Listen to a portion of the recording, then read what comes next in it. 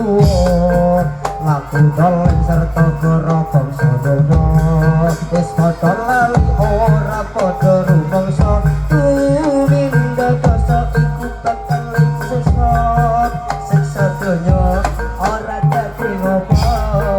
siksa akhirat bakal mlebu swarga Allahumma sholli wa sallim ala sayyidina wa maulana Muhammadin adada ma fi ilmillahi sholatan daimatan bidawami wal bilali Allahumma sholli wa sallim ala sayyidina wa maulana Muhammadin adada ma fi ilmillahi sholatan daimatan bidawami wal bilali Jeki pun nakara patang perkara nomor siji nganggo ilmune ulama nomor loro adil pamangku kuwasa nomor telu kang suci berseluma nomor papat wong kang fakir ahli domo abad mau sareng jejake negara amugi rezeki kita mati indo beda tetep ayat ada saking sambil kalau monggo Allahumma sholli wa sallim ala sayyidina wa maulana Muhammadin adada ma fi ilmillahi sholatan daimatan bidawami wal bilali Allahumma sholli wa sallim ala sayyidina wa maulana Muhammadin adada ma fi ilmillahi sholatan daimatan bidawami wal bilali Panutan wis arupa bondo donya ninggalake Quran hadis lan agama ora nurut pituture wong tuwa kalar ngelar amplop ada sora becik ketite ana kantara laku becik bakal mlebu swarga laku Allah uripe rekoso ada manuk salat ada sing kuwasa monggo Allahumma sholli wa sallim ala Muhammadin adada ma fi ilmillahi sholatan daimatan bidawami wal bilali Allahumma sholli wa sallim ala sayyidina wa maulana Muhammadin adada ma fi ilmillahi sholatan daimatan bidawami wal bilali wis bener tenan dawuhe para ulama kang kepengin kedudukan bondo donya mesti anci-anci undake wong tuwa laku dolen serta para padha bangsa wis padha lali ora padha rumangsa tumindak iki bakal disiksa siksa donya ora dadi ngopo siksa akhirat bakal mlebu swarga monggo Allahumma sholli wa sallim ala